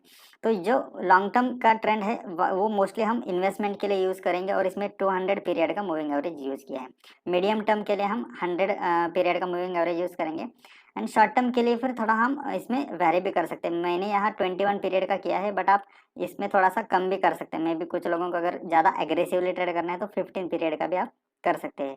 तो इसमें थोड़ा बहुत चेंज चलेगा। ओवरऑल हमारा मोटो क्या है कि यहाँ हमें ट्रेंड को डिफाइन करना है, ना कि एग्जैक्टली वहाँ एंट्री लेनी। एंट्री के लिए हम अलग मेथड आगे डिस्कस करेंगे, बट इस मेथड में हम जस्ट देखेंगे कि ट्रेंड को डिफाइन कैसे करना है। तो यहाँ आप लेफ्ट से देख सकते हैं कि यहाँ जो ट्रेंड है मार्केट का ये बुलिश है, क्योंकि प्राइस तीनों भी मूविंग एवरेज के ऊपर है। और जैसे प्राइस ने यहाँ से नीचे इस मूविंग एवरेज को क्रॉस किया, ये जो मैजेंटा कलर का मूविंग एवरेज है वो है 21 पीरियड का। तो शॉर्ट टर्म ट्रेंड यहाँ बियरिश टर्न हुआ, तो उसके बाद आप देख सकते हैं कि अच्छी खासी बियरिश मूवमेंट आ गई। और जैसे यहाँ प्राइस तीनों मूविंग एवरेज के नीचे हो गई तो तीनों जो ट्रेंड के टाइप से वहाँ वो बेरिश हो गया, बट इसके बाद प्राइस बाउंस हो गए एंड देन शॉर्ट टर्म जो मूविंग एवरेज था 21 पीरियड का, इसको प्राइस ने क्रॉस किया, देन अगेन एक बुलिश रैली आ गई। तो इस टाइप से हम ट्रेंड को डिफाइन करेंगे। और जैसे हमारा ट्रेंड डिफाइन होगा उस दिशा में अगर हम ट्रेड करेंगे तो हमारे ट्रेडिंग की एक्यूरेसी बढ़ जाती है। तो इसलिए इंडिकेटर्स का यूज हमें ट्रेंड को डिफाइन करने के लिए करना है। या इसके अलावा हमारी जो ट्रेडिशनल मेथड है वो तो बहुत अच्छी वर्क होती है, बट इंडिकेटर्स का फायदा ये होगा कि हमें थोड़ा सा अर्ली एंट्री मिल सकती है। ट्रेडिशनल मेथड में थोड़ा सा हमें रुकना पड़ता है प्राइस स्ट्रक्चर बनने के लिए। तो कई बार हम मूविंग एवरेज या बाकी इंडिकेटर्स का भी यूज कर सकते हैं ट्रेंड को डिफाइन करने के लिए। यहाँ बस मेरा एक सजेशन है कि आप बहुत सारे इंडिकेटर्स का कॉम्बिनेशन ना करें, फिर उसमें क्या होता है कि हम फिर एक फर्म कंक्लूजन निकाल नहीं पाते, क्योंकि हर एक इंडिकेटर का अपना अपना अलग व्यू होता है। फिर हम ज़्यादा कॉम्बिनेशन करेंगे तो बहुत कंफ्यूजन बढ़ता है। हार्डली 1 या 2 इंडिकेटर्स ही यूज़ करें। सिस्टम को जितना हम सिंपल रखेंगे उतना हम फर्म कंक्लूजन निकाल पाएंगे। तो ये एक सजेशन है। बहुत बार लोग इंडिकेटर्स पे इतना डिपेंड हो जाते हैं कि फिर कोई फर्म कंक्लूजन निकालना मुश्किल हो जाता है। बस ये हमें ख्याल रखना है। सो अभी तक हमने जाना कि मार्केट के स्टेजेस कौन से हैं एंड ट्रेंड को आइडेंटिफाई एंड डिफाइन कैसे करना है। अब जानते हैं कि मूवमेंट के कौन से टाइप्स होते हैं। लास्ट वीडियो में हमने जाना कि मार्केट के 3 स्टेजेस होते हैं, up trend, down trend and consolidation. जो up trend and down trend होते हैं उसके भी 2 सब टाइप्स होते हैं, उसे बोलते हैं impulse move and corrective move. Impulse move मतलब जो मार्केट की मेन डायरेक्शन है उसके डायरेक्शन में अगर मूवमेंट हो तो उसे इम्पल्स बोलते हैं, और उसके अगेंस्ट हो तो उसे करेक्टिव मूव बोलते हैं। यहाँ आप चार्ट पे देख सकते हैं कि ओवरऑल जो स्टॉक का ट्रेंड है या स्टेज है वो अप ट्रेंडिंग है, स्टॉक अप ट्रेंडिंग है। तो इस डायरेक्शन में जो मूवमेंट होगी उसे बोलेंगे हम इम्पल्स मूव, और उसके अगेंस्ट होगी वो बोलेंगे करेक्टिव मूव। ओवरऑल स्टॉक का ट्रेंड क्या है? बुलिश। तो बुलिश के डायरेक्शन में जो मूवमेंट यहाँ दिख रही है इसे इम्पल्स बोलेंगे, और ये थोड़ी सी करेक्टिव मूव हो गए, मतलब मेन ट्रेंड बुलिश है बट थोड़ा सा करेक्शन आ गया। देन उसके बाद अगेन इम्पल्स मूवमेंट आ गई, then corrective move, again impulse, right. तो यहाँ एक ऑब्जर्वेशन आप देख सकते हैं, जो इम्पल्स मूवमेंट होती है वो बहुत ही स्ट्रांग होती है। इम्पल्स मूवमेंट के जो कैंडल्स होते हैं वो बड़े बड़े होते हैं और स्ट्रांग कैंडल्स होते हैं। जो करेक्टिव मूवमेंट होती है वो हमेशा थोड़ी सी डल होती है, यहाँ के कैंडल्स भी डल होते हैं और इसकी लेग साइड भी थोड़ी सी छोटी होती है। इम्पल्स की लेग साइड्स भी बड़ी होती है। यहाँ आप देख सकते हैं कि एक करेक्शन के बाद जो इम्पल्स मूव आ गई, कितने स्ट्रांग कैंडल बने हैं और बहुत ही कम समय में स्टॉक ऊपर गया। तो करेक्टिव मूव हमेशा डल होती है एंड इम्पल्स मूव हमेशा स्ट्रांग एंड लॉन्ग होती है। और एक चार्ट पे देखते हैं, यहाँ आप देख सकते हैं और एक चार्ट है वो यहाँ पे ओवरऑल ट्रेंड मार्केट का बुलिश है। तो ये मूवमेंट हो गई इम्पल्स, ये हो गई करेक्टिव, इम्पल्स करेक्टिव, ये again impulse corrective impulse, like that. Clear है? तो इम्पल्स मतलब जो मेन ट्रेंड है उसी दिशा में। अभी 2 एग्जांपल हमने अप ट्रेंडिंग के देखे, एक एग्जांपल देखते हैं कि डाउन ट्रेंडिंग का। यहाँ आप देख सकते हैं ये टाटा मोटर्स का चार्ट है। तो यहाँ जो मेन ट्रेंड है यहाँ है डाउन ट्रेंडिंग। तो जो डाउन ट्रेंडिंग की डायरेक्शन में ये जो मूवमेंट है इसे क्या बोलेंगे हम? इम्पल्स। इम्पल्स मतलब हमेशा बुलिश ऐसा नहीं, मेन ट्रेंड की डायरेक्शन में जो मूवमेंट है उसे इम्पल्स बोलेंगे। तो मेन ट्रेंड यहाँ क्या है? Down trending. तो ये हो गई इम्पल्स, और ये थोड़ी सी शॉर्ट टर्म रिकवरी आ गई तो इसे बोलेंगे हम corrective. Again impulse corrective, impulse corrective. Impulse like this. So impulse मतलब मेन ट्रेंड की दिशा में जो मूवमेंट है उसे इम्पल्स बोलेंगे। अब जब हम अपना ट्रेड इम्पल्स डायरेक्शन में लेंगे या इम्पल्स मूव में लेंगे तो उसमें फायदा क्या होगा कि हमें बड़ा प्रॉफिट मिल सकता है, विनिंग प्रोबेबिलिटी बन सकती है, क्योंकि ये मूव हमेशा स्ट्रांग से रहते हैं। यहाँ अगर हम ट्रेड करने जाएंगे कॉन्ट्रा ट्रेड तो यहाँ फंसने की चांसेस है, क्योंकि करेक्शन के बाद कभी भी करेक्टिव मूव इम्पल्स में बदल जाती है। करेक्टिव मूव हमेशा छोटे रहते हैं, तो करेक्टिव मूव में ट्रेड करना थोड़ा सा रिस्की रहता है। इम्पल्स मूवमेंट में अगर हम ट्रेड करेंगे तो वो ज़्यादा बेटर है, क्योंकि उसमें विनिंग प्रोबेबिलिटी भी बढ़ती है और बड़े बड़े प्रॉफिट्स मिलते हैं, क्योंकि बड़ी मूवमेंट्स होती है। तो ये फ़र्क है इम्पल्स एंड करेक्टिव मूव्स को। तो ये फ़र्क है इम्पल्स एंड करेक्टिव मूव्स के बीच में। तो मूवमेंट को समझना बहुत ज़रूरी है। तो मेन ट्रेंड जिस दिशा में है उस दिशा में हम इम्पल्स मूव को ढूंढेंगे और उसके अलोंग अगर ट्रेड करेंगे तो वो ज़्यादा सक्सेस देगा। अभी तक हमने देखा कि मार्केट के ट्रेंड किस टाइप के हैं एंड ट्रेंड को डिफाइन कैसे करना है। इसके साथ साथ और एक जरूरी बात है कि मार्केट का जो ट्रेंड है उसकी स्ट्रेंथ को समझना, कि क्या मार्केट का जो ट्रेंड है उसकी स्ट्रेंथ स्ट्रांग है या डल है। क्योंकि अगर स्ट्रेंथ स्ट्रांग हो तो हम एग्रेसिवली ट्रेड कर सकते हैं, बट अगर उसमें डलनेस हो तो वहाँ हमें कॉशियसली ट्रेड करना जरूरी होता है। तो सबसे पहले समझते हैं कि स्ट्रांग ट्रेंड को कैसे पहचानें। जब मार्केट का ट्रेंड स्ट्रांग रहता है तो जो ट्रेंड लाइन लेती है, ट्रेंड लाइन का जो डिग्री ऑफ इंक्लिनेशन रहता है वो लगभग 45 डिग्री के ऊपर रहता है, मतलब उसका स्लोप स्टिफ रहता है। तो जब भी इस टाइप के ट्रेंड लाइन हमें दिखती है तो वहाँ हम बोल सकते हैं कि मार्केट का ट्रेंड स्ट्रांग है। दूसरी बात, यहाँ जो कैंडल्स बनते हैं इस टाइप के ट्रेंड में, इस टाइप के ट्रेंड में वो बड़े बड़े कैंडल्स बनते हैं। तो यहाँ आप देख सकते हैं कि जो ग्रीन कैंडल्स यहाँ बने हैं, एक बड़े बड़े साइज के कैंडल बने हैं, स्ट्रांग कैंडल्स बने हैं। और तीसरी बात, इसमें जो रिट्रेसमेंट आता है, यहाँ एक रिट्रेसमेंट वेव आई, ये रिट्रेसमेंट वेव बहुत ही डल एंड स्मॉल साइज रहती है। यहाँ भी आप देख सकते हैं जो रिट्रेसमेंट आया बहुत ही छोटा सा रिट्रेसमेंट आया एंड डल कैंडल का रिट्रेसमेंट है। तो ये तीनों पॉइंट्स दर्शाते हैं कि ओवरऑल मार्केट का जो ट्रेंड है उसमें अच्छी खासी स्ट्रेंथ है। तो इस टाइप के ट्रेंड में हम एग्रेसिवली ट्रेड कर सकते हैं, ट्रेड को लंबे समय के लिए होल्ड भी कर सकते हो, तो यहाँ प्रॉफिट हमारा मल्टीप्लाई हो जाता है। तो मार्केट के ट्रेंड के साथ उसकी स्ट्रेंथ को समझना भी बहुत जरूरी है। नेक्स्ट देखते हैं कि डल ट्रेंड को कैसे पहचाने। जैसे हमने स्ट्रांग ट्रेंड में देखा कि जो इम्पल्स मूव्स होती है वो स्ट्रांग एंड लंबी होती है। डल ट्रेंड में इम्पल्स मूव की साइज छोटी होती है एंड उसका स्टिफनेस भी फ्लैटर होता जाता है। यहाँ आप देख सकते हैं जो पहली मूवमेंट थी वो एक अच्छी खासी स्ट्रांग मूवमेंट थी, बट उसके बाद के जो इम्पल्स मूव्स बने वो साइज में छोटे बने एंड इसका स्लोप भी थोड़ा सा फ्लैटर हुआ। दूसरी बात, इसमें जो कैंडल्स बने इस इम्पल्स मूवमेंट में वो बहुत ही छोटे छोटे एंड डोजी कैंडल बने, बड़े बड़े कैंडल्स इसमें नहीं बने। This was the second indication and slope तो इसका कम ही हुआ। एंड इसके बाद आप देख सकते हैं कि देन थोड़ा सा स्टॉक कंसोलिडेट होके फिर बियरिश टर्न हुआ।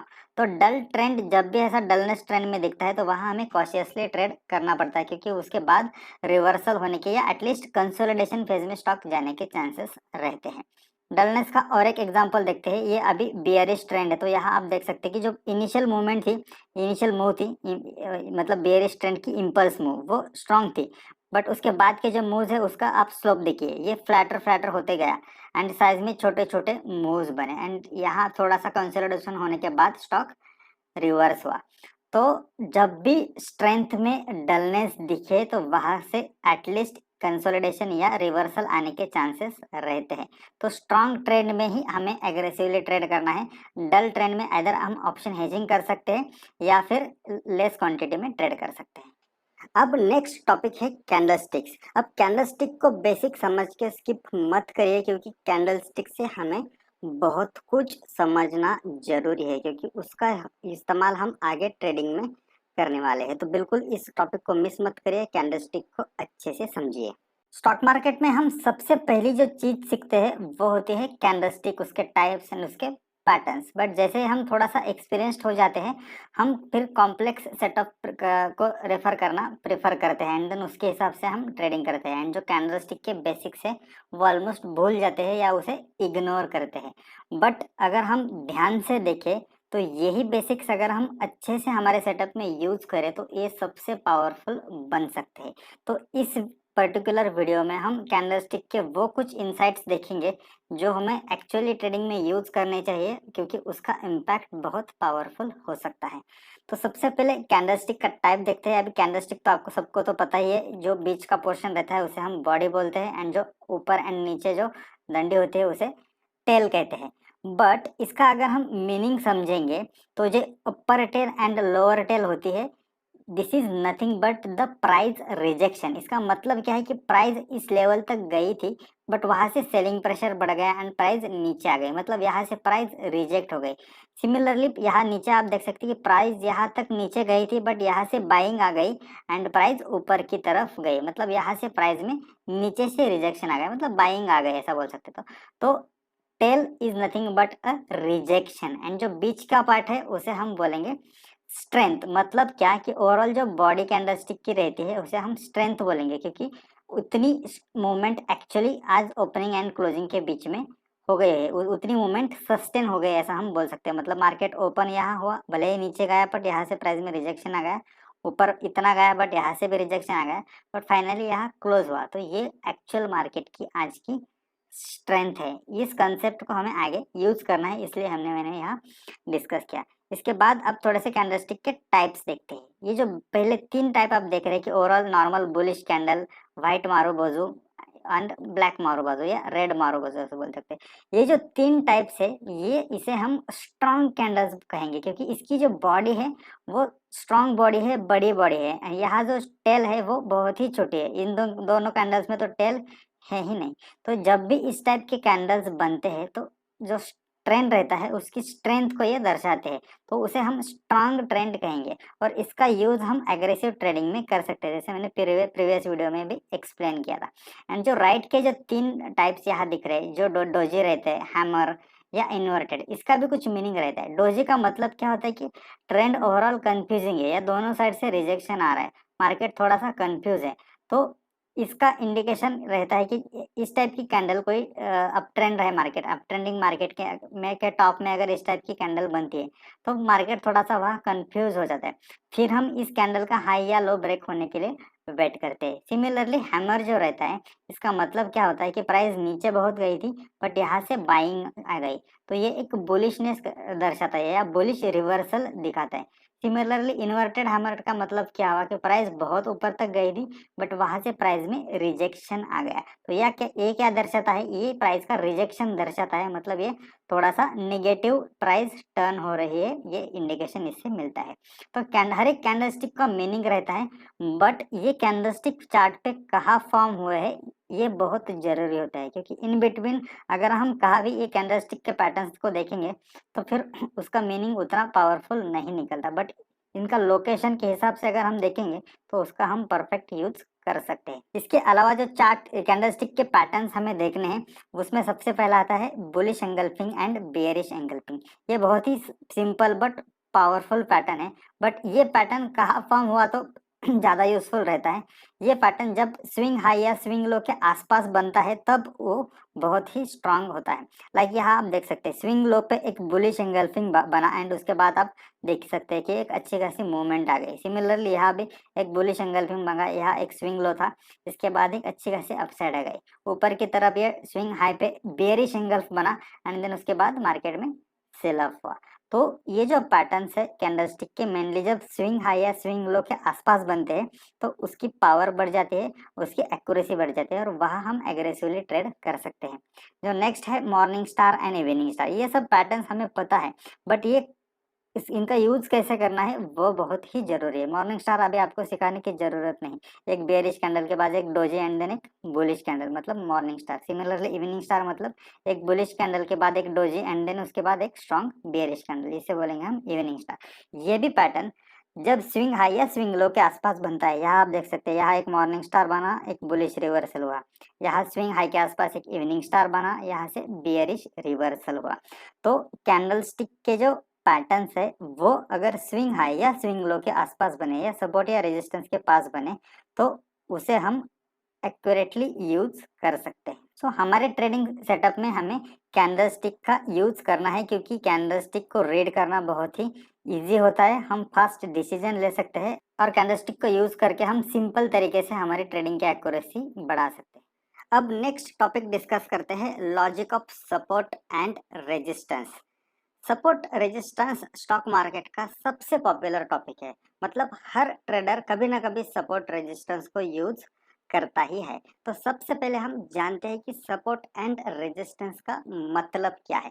सबसे पहले सपोर्ट के बारे में जानते हैं। सपोर्ट मतलब चार्ट पे ऐसा एक लेवल जहां अगर प्राइस आए तो वहां प्राइस सपोर्ट ले सकता है। मतलब क्या कि प्राइस अभी उस लेवल के ऊपर है और अगर प्राइस गिर के उस लेवल के पास आया तो उस लेवल से प्राइस बाउंस बैक हो सकता है। मतलब उस लेवल पे प्राइस सपोर्ट ले सकता है, इसलिए उसे सपोर्ट कहा जाता है। अब ये कब पॉसिबल होगा, कब उस लेवल से प्राइस बाउंस करेगी या वहां से ऊपर चली जाएगी?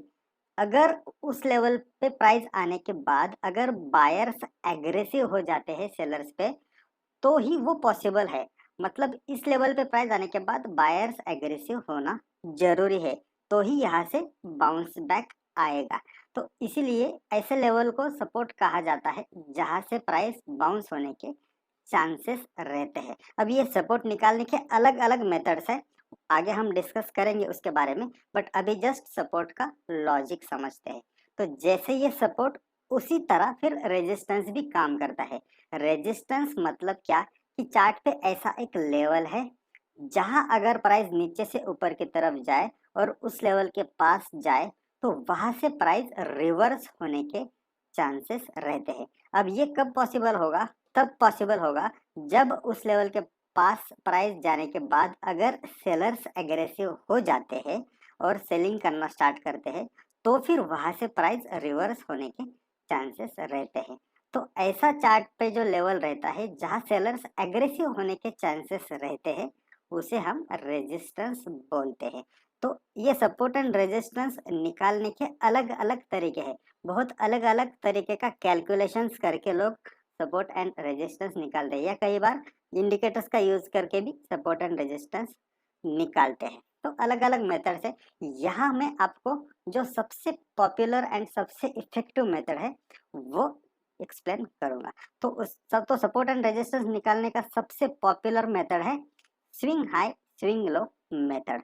इस मेथड में हम क्या करते हैं कि रिसेंट एंड प्रीवियस पीरियड के जो स्विंग हाई एंड स्विंग लोज रहते हैं चार्ट पे, उसे प्लॉट करते हैं। मतलब यहाँ एक एग्जांपल के साथ देखते हैं।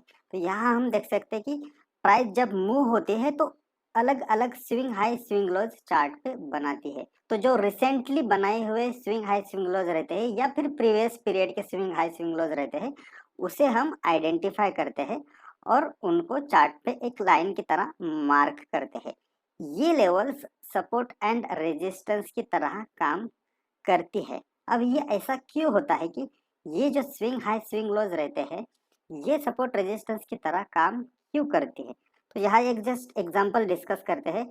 यहाँ से प्राइस यहाँ तक ऊपर गया और इस लेवल के बाद क्या हुआ कि बायर पहले एग्रेसिव थे, इस लेवल के बाद सेलर्स एग्रेसिव हो गए और यहाँ से प्राइस फिर नीचे गिरने लगा। मतलब क्या हुआ कि यहाँ एक स्विंग हाई बना। स्विंग हाई बना मतलब वहाँ ट्रेंड में चेंज हुआ, ट्रेंड में रिवर्सल हुआ, यहाँ से प्राइस में रिजेक्शन होना स्टार्ट हुआ।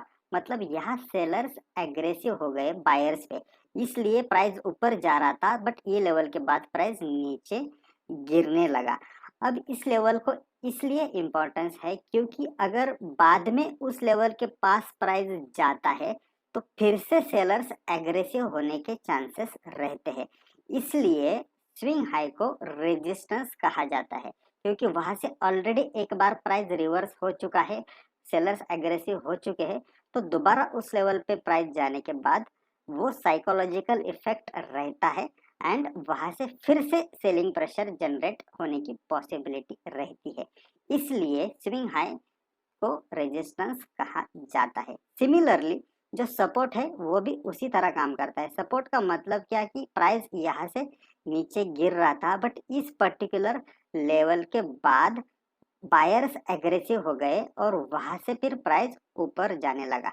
मतलब क्या, यहाँ से पॉजिटिव साइड में प्राइस का रिजेक्शन हुआ, तो दोबारा जब इस लेवल पे प्राइस जाएगा तो वहां फिर से बायर्स एग्रेसिव होने के चांसेस बढ़ जाएंगे। इसलिए स्विंग लो को सपोर्ट कहा जाता है, या सपोर्ट की तरह स्विंग लो काम करता है। तो ये लॉजिक पे ये सपोर्ट रेजिस्टेंस वर्क होता है। ये प्योरली साइकोलॉजिकल कंसेप्ट है, क्योंकि उस लेवल से ऑलरेडी प्राइस का रिजेक्शन हो चुका है, दोबारा फिर वहां प्राइस जाए तो सेम रिपीट होने के चांसेस रहते हैं। इसलिए इसे ये लेवल साइकोलॉजिकली इम्पोर्टेंट माने जाते हैं। और जब भी ये लेवल्स ब्रेक हो जाते हैं, मतलब प्राइस इस लेवल पे को क्रॉस करेगा, लाइक यहाँ से प्राइस ऊपर जाएगा और इस रेजिस्टेंस को ऊपर की तरफ क्रॉस करके प्राइस ऊपर चला जाएगा, तब साइकोलॉजी शिफ्ट हो जाती है। मतलब यह जो रेजिस्टेंस की साइकोलॉजी थी वो शिफ्ट होती है और यहाँ से फिर बाइंग बाइंग प्रेशर जनरेट होता है। और फिर अगर प्राइस यहाँ आए तो ये लेवल ना कि रेजिस्टेंस की तरह बट सपोर्ट की तरह काम करता है। तो जब भी कोई लेवल ब्रेक होता है तो वहाँ साइकोलॉजी शिफ्ट हो जाती है और फिर रेजिस्टेंस सपोर्ट की तरह काम करता है और सपोर्ट रेजिस्टेंस की तरह काम करता है। मतलब यहाँ से प्राइस अगर नीचे जाएगी तो फिर ये लेवल प्राइस ऊपर आने के बाद रेजिस्टेंस की तरह काम करेगा। तो ये भी दूसरा इम्पोर्टेंट टॉपिक है। सपोर्ट एंड रेजिस्टेंस जब ब्रेक होते हैं तो वहाँ साइकोलॉजी शिफ्ट हो जाती है। अब ये swing high swing low method सबसे इफेक्टिव क्यों माना जाता है? क्योंकि ये जो स्विंग हाई स्विंग लोज रहते हैं ये सबको विजिबल रहते हैं। मतलब आपको अलग से कुछ करने की जरूरत नहीं है। आप अगर चार्ट खोलेंगे तो ये स्विंग हाई स्विंग लो आपको चार्ट पे दिख जाएंगे। कुछ ड्रॉ करने की, कुछ कैलकुलेशन करने की जरूरत नहीं है। तो जो चीज हर ट्रेडर को दिखती है वो अच्छे से वर्क करेगी ही करेगी, क्योंकि ये साइकोलॉजिकल इफेक्ट है और साइकोलॉजिकली काम करता है। तो उस पर्टिकुलर लेवल पे प्राइस जाने के बाद ऑब्वियसली ज्यादातर बायर्स वहाँ एग्रेसिव हो जाएंगे। तो सपोर्ट रेजिस्टेंस निकालने के जो अलग अलग मेथड्स है उसमें आप ध्यान में रखिए कि जो मेथड ज्यादातर ट्रेडर्स यूज करते हैं वो ज्यादा अच्छे से वर्क होगा। इसलिए ज्यादा कॉम्प्लेक्स मेथड से सपोर्ट रेजिस्टेंस ना निकाले, सिंपल तरीके से निकाले जो मेथड ज्यादातर ट्रेडर्स यूज करते हैं। तो ये लॉजिक है swing high swing low method का। इसका और एक एग्जांपल देखते हैं। तो यहाँ आपके सामने है अशोक लेलैंड का चार्ट। तो यहाँ आप देख सकते हैं कि अशोक लेलैंड यहाँ से नीचे नीचे नीचे गिरा और गिरते समय थोड़ा सा उसमें बाउंस आ रहा था। तो ये जो स्विंग हाइज अलग अलग लेवल पे अशोक लेलैंड ने बनाए हैं, ये अब क्या करेंगे, एक रेजिस्टेंस की तरह काम करेंगे। और यहाँ आप देख भी सकते हैं कि यहाँ गिरने के बाद अशोक लेलैंड यहाँ बाउंस हुआ और ये लेवल से 2 बार यहाँ से रिवर्स हुआ। ये लेवल यहाँ से थोड़ा सा नीचे से रिवर्स हुआ और यहाँ से एग्जैक्टली उस लेवल से रिवर्स हुआ। और यहाँ भी आप देख सकते हैं कि यहाँ जो इसने बेस बनाया था, यहाँ जो लो बनाया था, उस लेवल पे आने के बाद यहाँ से एग्जैक्टली वहां से प्राइस बाउंस हो गए और फिर यहाँ ये रेजिस्टेंस के पास आए। अब ये अगर क्रॉस करके प्राइस ऊपर चले जाएगी तो फिर नेक्स्ट जो लेवल होगा वो उसके लिए रेजिस्टेंस होगा। यहाँ प्राइस जाने के बाद थोड़ा सा रुकेगी, शायद रिवर्स करेगी और फिर आगे क्रॉस करते चले जाएगी। तो बेसिकली ये जो स्विंग हाई स्विंग लोज रहते हैं ये बहुत इंपॉर्टेंट रहते हैं, साइकोलॉजिकली बहुत अच्छे से काम करते हैं। तो इस तरह ये सपोर्ट रेजिस्टेंस निकालने का स्विंग हाई स्विंग लो का मेथड बहुत इफेक्टिवली काम करता है। ऐसे आपको चार्ट पे बहुत सारा एग्जांपल्स मिलेंगे। तो आपके लिए एक एक्सरसाइज है, कोई भी आपका फेवरेट चार्ट निकालिए, उसमें ये अलग अलग स्विंग हाई स्विंग लोज को मार्क करिए और आप ही देखिए कि क्या उस पर्टिकुलर चार्ट पे ये सपोर्ट रेजिस्टेंस निकालने का मेथड वर्क हुआ है या नहीं हुआ है। जो भी आपका ऑब्जर्वेशन है आप मेरे साथ शेयर कर सकते हैं। अब नेक्स्ट टॉपिक डिस्कस करते हैं, risk reward winning ratio and position sizing. ये सबसे ज्यादा इम्पोर्टेंट टॉपिक है, क्योंकि इस टॉपिक का रेफरेंस रख के ही हम हमारी ट्रेडिंग मेथड डेवलप करेंगे। और इसमें भी सिर्फ एक टॉपिक अगर हम लेंगे तो उसका कुछ फायदा नहीं होगा। तीनों टॉपिक का कोरिलेशन अगर हम रखेंगे तो ही हम ट्रेडिंग में सक्सेसफुल हो सकते हैं। तो चलिए वन बाय वन ये तीनों टॉपिक डिस्कस करते हैं और कैसे इनका कोरिलेशन करना है ये भी हम जानते हैं। सबसे पहले हम रिस्क रिवॉर्ड डिस्कस करते हैं, देन विनिंग रेशो, देन ये दोनों का कोरिलेशन हम डिस्कस करेंगे एंड देन बाद में पोजीशन साइजिंग के बारे में डिस्कस करते हैं। तो सबसे पहले देखते हैं रिस्क रिवॉर्ड। अब रिस्क रिवॉर्ड आपको तो पता ही है कि रिस्क रिवॉर्ड रेशियो हम कैसे निकालते हैं। बेसिकली ये रेशियो होता है हमारा स्टॉप लॉस एंड जितना हम रिवॉर्ड का टारगेट रखते हैं। तो स्टॉप लॉस एंड रिवॉर्ड मतलब टारगेट। अब ये जो अमाउंट होता है ये कितना रखना है हम हमारे एनालिसिस मेथड से या जो भी ट्रेडिंग मेथड हम यूज करते हैं उसके बेसिस पे डिसाइड करते हैं या उसके बेसिस पे हमें ये दो वैल्यूज मिलते हैं। तो ये दोनों का रेशियो इसलिए इम्पोर्टेंट है। अब यहाँ एक जस्ट एग्जांपल आप देख सकते हैं कि यहाँ मैंने एंट्री ले ली और ये जो स्टॉप लॉस का अमाउंट है इतनी मेरी रिस्क हो गई। अब ये जो रिस्क है ये डिवाइडेड बाय कितना टारगेट मुझे मिल सकता है या कितना टारगेट मैंने रखा है, ये दोनों का रेशियो अब ये रिस्क रिवॉर्ड का वैल्यू मुझे देगा।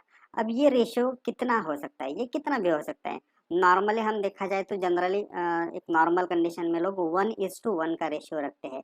मतलब अगर हमने 10 पॉइंट का स्टॉप लॉस रखा है तो 10 पॉइंट का टारगेट लोग रखते हैं। अब ये रेशियो जितना बड़ा है उतना अच्छा है। मतलब यहाँ एंट्री से 10 पॉइंट का अगर हम स्टॉप लॉस रखते हैं और 100 पॉइंट का हमें टारगेट मिलता है या टारगेट रखते हैं तो ये रेशियो हुआ 1:10।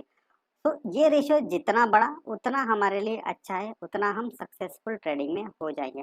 बट प्रैक्टिकली ये पॉसिबल नहीं है कि हमेशा हमें बड़ा रिस्क टू रिवॉर्ड रेशियो मिले। जब मार्केट ट्रेंडिंग रहता है, बड़ी मूवमेंट होती है, तब हमें एक बेटर रेशियो मिलता है। बट वोलाटाइल मार्केट में या हर बार हमें इतना बड़ा रेशियो नहीं मिलता।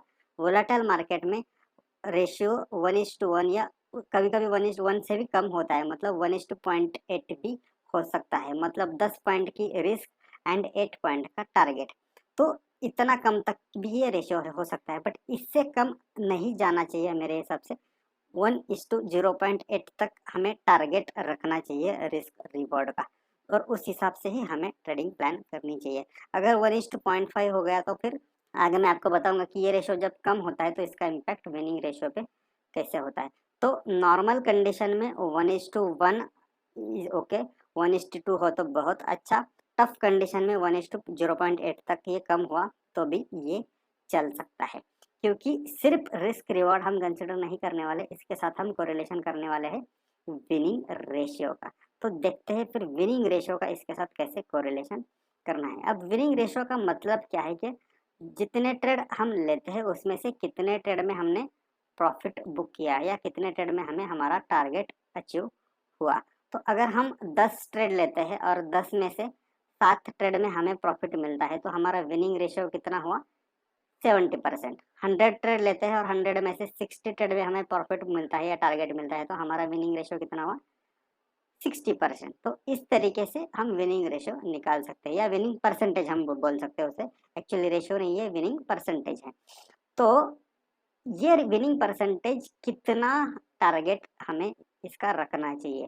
तो मेरे एक्सपीरियंस से मुझे लगता है कि जिसका टारगेट हमें रखना चाहिए 75% से ज़्यादा। मतलब जो भी हम ट्रेडिंग मेथड डेवलप करेंगे उसके लिए हमारा टारगेट होगा कि हमें 75% तक का विनिंग रेशियो अचीव करना है। तो अगर 75% अचीव नहीं हुआ तो क्या हम सक्सेसफुल नहीं हो सकते?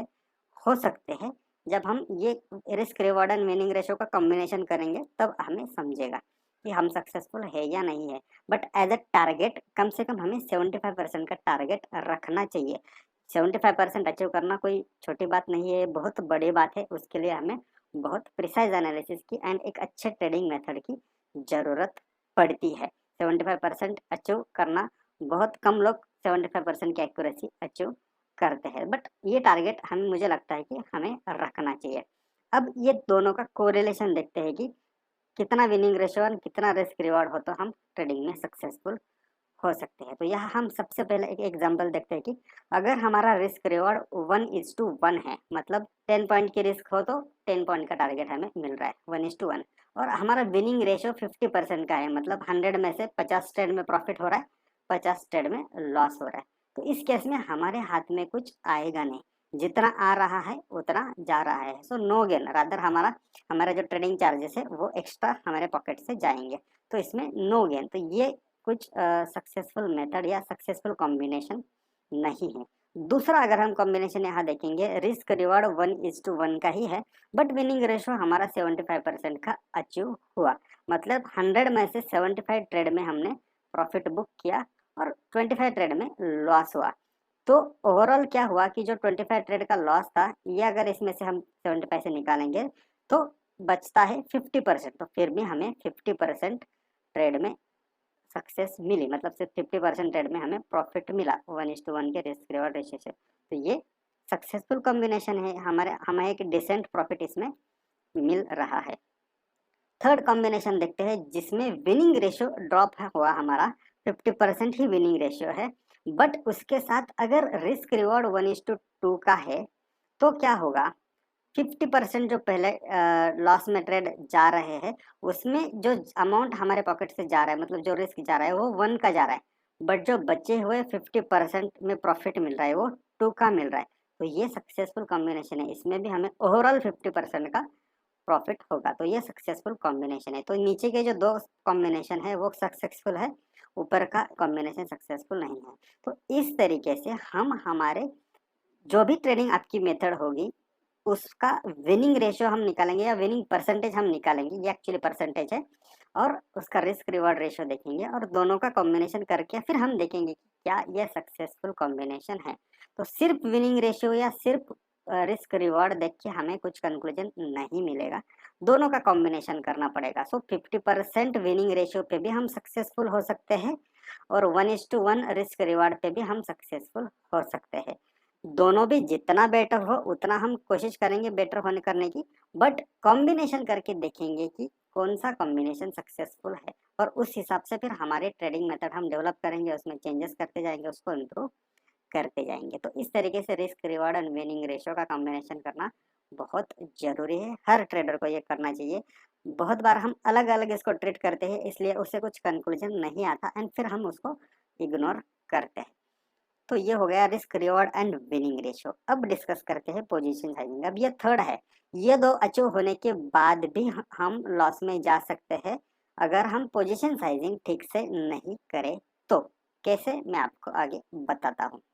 तो देखते हैं पोजीशन साइजिंग का मतलब क्या है। Position sizing is nothing but quantity of trade, मतलब एक ट्रेड में हमें कितनी क्वांटिटी लेनी चाहिए, क्योंकि मार्केट में हमें अलग अलग तरीके से मार्जिन मिलता है। जैसे फ्यूचर एंड ऑप्शंस में हम ट्रेड करते हैं तो हमें अच्छा खासा मार्जिन मिलता है, तो ऑप्शंस में तो बहुत बड़ा मार्जिन मिलता है।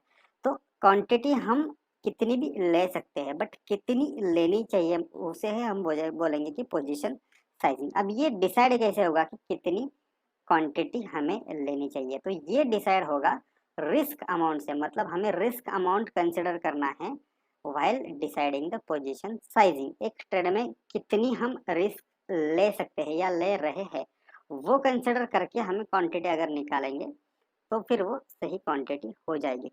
क्योंकि अगर वो ठीक से हम कंसिडर नहीं करेंगे तो क्या हो सकता है, मैं जस्ट आपको एक एग्जांपल के थ्रू बताता हूँ। अभी बहुत सारे ट्रेडर्स ऑप्शंस में ट्रेड करते होंगे, तो ऑप्शंस में कैसा होता है कि हमें बहुत कम अमाउंट में बड़ी क्वांटिटी मिलती है। अगर किसी का ट्रेडिंग कैपिटल मान लो कि 50,000 का है और उसने 50,000 के ऑप्शंस बाय कर दिए, फॉर एग्जांपल उसने निफ्टी का कोई 100 रुपीज़ का कॉल ऑप्शन या पुट ऑप्शन बाय किया है और पूरा 50,000 इसमें इन्वेस्ट किया है। अब ये 100 रुपीज़ का जो निफ्टी का ऑप्शन होता है वो कैसे मूव होता है आपको पता है। एक घंटे में वो 150 हो सकता है, 200 हो सकता है, या घंटे में वो 50 भी हो सकता है, 40 हो सकता है, 30 हो सकता है। और ऑप्शंस का जो नॉर्मल मूवमेंट होता है उसमें 25% का स्टॉप लॉस कोई बड़ी बात नहीं है। मतलब 100 पे अगर कोई आप बाय करते हैं ऑप्शन तो 75 का तो मिनिमम स्टॉप लॉस रखना पड़ता है, क्योंकि उतनी वोलेटिलिटी मार्केट में होती है। तो इस टाइप से अगर हम पूरा कैपिटल ऑप्शन में इन्वेस्ट करेंगे और उसमें 25% का स्टॉप लॉस लगाएंगे और अनफॉर्चुनेटली अगर ऐसा हुआ कि हमारा स्टॉप लॉस हिट हुआ तो एक ट्रेड में हम 25% का लॉस करने वाले हैं। और इस तरीके से अगर बैक टू बैक 4 ट्रेड्स हमारे निगेटिव गए तो 4 ट्रेड में ही हमारा पूरा कैपिटल फिनिश हो सकता है, ट्रेडिंग अकाउंट पूरा खाली हो सकता है। और क्या ये पॉसिबल है? बिल्कुल पॉसिबल है। हम विनिंग रेशियो की बात करते हैं, बट हम विनिंग रेशियो कैसे निकालते हैं? एक large number of sample size लेते हैं, मतलब 100 हमने ट्रेड लिए तो उसमें से 75% सक्सेसफुल, बट जो 25% या 25 क्वांटिटी लॉस में जाने वाले हैं, उसमें बैक टू बैक 4 लॉस में जाना पॉसिबल है, बिल्कुल प्रैक्टिकली पॉसिबल है।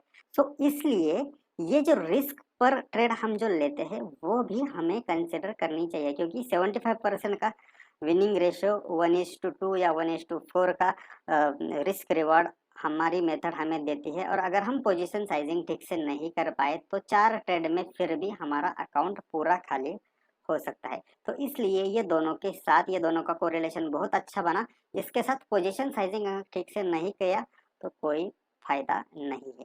तो इसलिए हमें ये जो रिस्क अमाउंट या रिस्क पर ट्रेड है ये कंसिडर करके पोजीशन साइजिंग करनी है। अब ये रिस्क एक ट्रेड में कितनी लेनी चाहिए? आइडियली 1 to 3% रिस्क ही एक ट्रेड में लेनी चाहिए। 1 to 3% of what? 1 to 3% of trading capital, उतनी ही रिस्क पर ट्रेड लेनी है। मतलब अगर आपका ट्रेडिंग कैपिटल 1 लाख का है तो 1000 से लेके 3000 रुपए पर ट्रेड, इतनी ही रिस्क आपको लेनी चाहिए। तो आप ऑप्शन का कैलकुलेशन करेंगे तो ये रिस्क लेने के लिए आपको तो बहुत कम क्वांटिटी लेनी पड़ेगी। तो ये तो करना ही पड़ेगा। अगर हम ये नहीं करेंगे तो ये पॉसिबल है, 4-5 ट्रेड बैक टू बैक हमारे स्टॉप लॉस हिट हो सकते हैं वोलेटाइल मार्केट में, किसी के भी होते हैं, मेरे खुद के होते हैं। तो ये पोजीशन साइजिंग हम ठीक से नहीं करेंगे तो बहुत बड़ा लॉस हो सकता है। इन वर्स्ट केस हमारा पूरा अकाउंट खाली हो सकता है। तो ये 1 to 3% कैसे आया?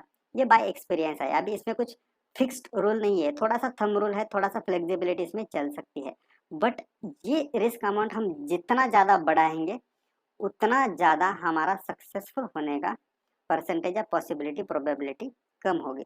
और ये कितना कम हो सकता है? 1 से कम तो नहीं रखेंगे, फिर रिवॉर्ड में हमें कुछ रखना है 1, फिर रिवॉर्ड बहुत मिलेगा। अगर क्वांटिटी बहुत ज़्यादा हम कम करेंगे तो रिवॉर्ड भी कम होगा। तो इसलिए 1 to 3% एक डिसेंट कॉम्बिनेशन है, इस रेंज में हम रख सकते हैं। और ये रेफरेंस रख के हम क्वांटिटी कैलकुलेट कर सकते हैं। ये कैसे करना है? इसका ये फॉर्मूला है, क्वांटिटी इक्वल टू हमारा जो ट्रेडिंग कैपिटल है उसे हम रिस्क पर ट्रेड से डिवाइड करेंगे। तो अगर हमारा 1 लाख का कैपिटल है और फॉर एग्जांपल हम 1% ही सेफ साइड रिस्क ले रहे हैं तो हमारे क्वांटिटी कितनी होगी? 1 लाख डिवाइडेड बाय 1000, मतलब 100 क्वांटिटी हमारी आएगी। अब अगर हम इक्विटी में इंट्राडे करते हैं तो हम, मुझे लगता है कि 1 to 2% तक की रिस्क हम ले सकते हैं। अगर आप ऑप्शन बाइंग करते हैं तो फिर आपको 1 to 2% में मैनेज नहीं होगा, आपको 3% की तो रिस्क लेनी पड़ेगी।